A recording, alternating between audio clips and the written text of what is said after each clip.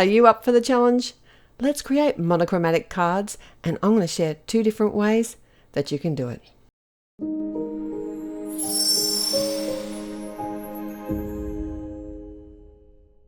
Monochromatic simply means a color scheme that is based on a single color or hue. So let's begin with a really fun idea, and this is to use die cuts. Now you can use layering die cuts or even single die cuts to create your design. And I'm actually going to be using some colored cardstock. Now these colors I've just chosen because they're all very similar. If you're not sure how to choose a color, you can actually go with a color family, like Altenew actually have all of theirs in a color family, or you can use a color wheel. And if you don't have a color wheel, then you can find a free version online to help you choose. Basically, you want lighter and darker shades or lighter tints and duller tones of the same color. And you can choose as many as you want. I kept it pretty simple here today. I chose 3 of my basic colors, and you may notice that I did actually change my mind down the track and alter one of them, but we're allowed to do that. There's no judge and jury here. Not when it comes to card making. The thing I like to do is, I'm a real fan of white space, and this is very forgiving if you're going to create a one colored design, because that will allow your color not to be too overpowering in a card. Depends what look you're going for. Another hot tip here is to actually use inks to add some shading and depth to your die cut pieces. I've got one of the blending tools here and an ink that is in the same sort of family of colors, and focusing the shading on the center of the petals. Now, when it comes to shading, if you're not a fan, then you can simply just use the die cut pieces and use different versions of the cardstock. And don't think you have to settle for the same die cut color on one flower. If you've got a layering flower, use multiple colors within the one flower, and that's going to give you a lot of fun and depth. And did you know that you have a get out of jail free? Yes, you can bring in neutrals in a monochromatic design. I already said that I like to use a lot of white space, so that's considered a neutral. Black is also considered a neutral. All the greys out there, you can use those, or creams.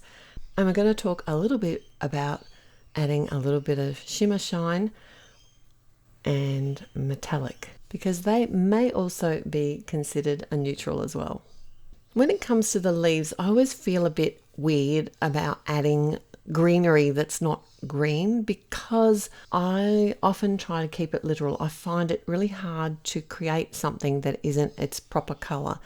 So doing something like this actually takes me out of my comfort zone and gives me a little challenge. So it's nice to think that I can create leaves that aren't green.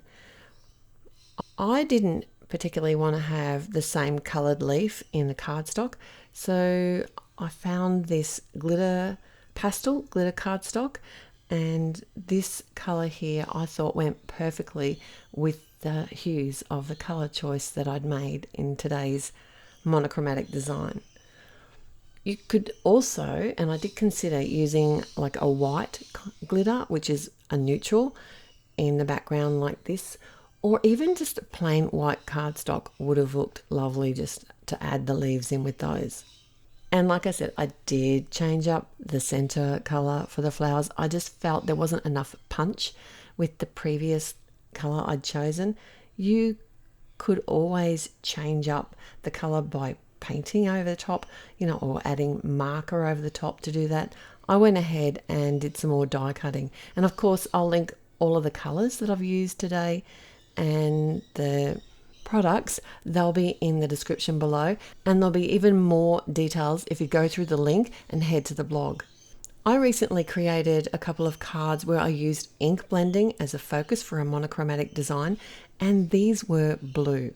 I know it sounds weird, they're floral designs, and yes, all of the cards were blue.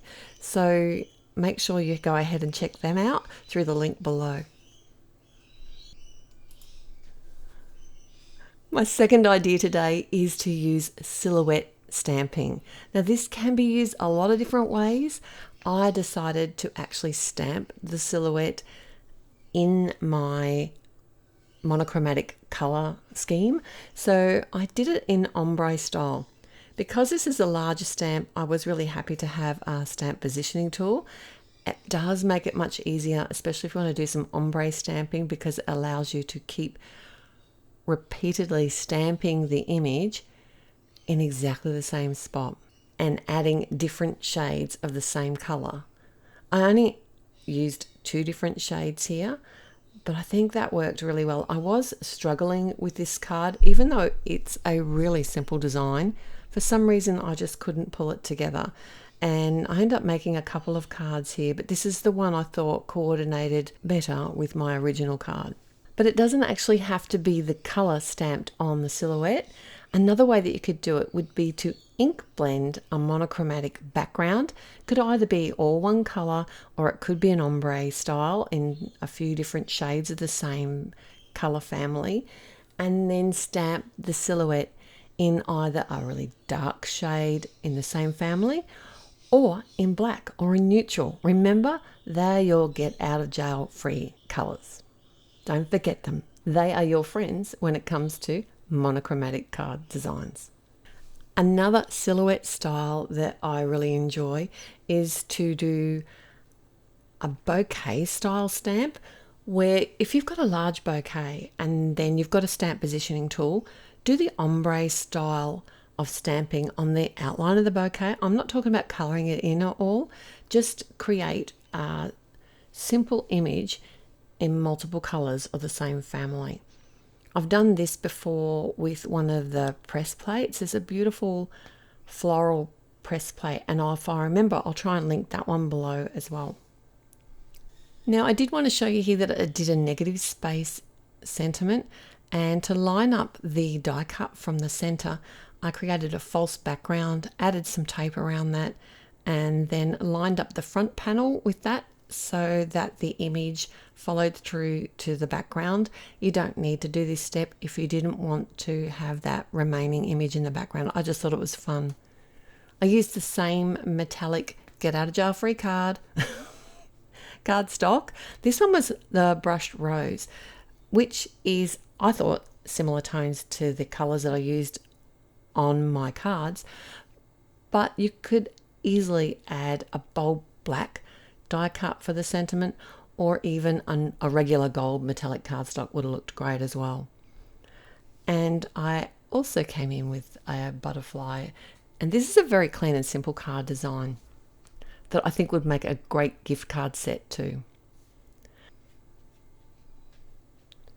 All together now, the first card where we used die cuts and colored cardstock and some shading with an ink blending tool to create some depth, and then we came in with a couple of neutral, like the brushed rose gold cardstock and also the glitter cardstock. I used the same colors on my second card today, but this time it was a silhouette stamp, which I did an ombre style of inking. I only used 2 different colors here, and I recessed the sentiment and added a glittery butterfly. Let me know in the comments below which card's your favorite, and if you're going to try this challenge yourself. I've got more tips at the blog. Till next time, bye. Hello there, did that video just spark your creativity? And do you want more project ideas and inspiration videos too? Well, if you do, please make sure that you subscribe to the Altenew YouTube channel. Also, make sure that you do click that notification bell so you don't miss a video. Thanks so much for watching. Bye bye.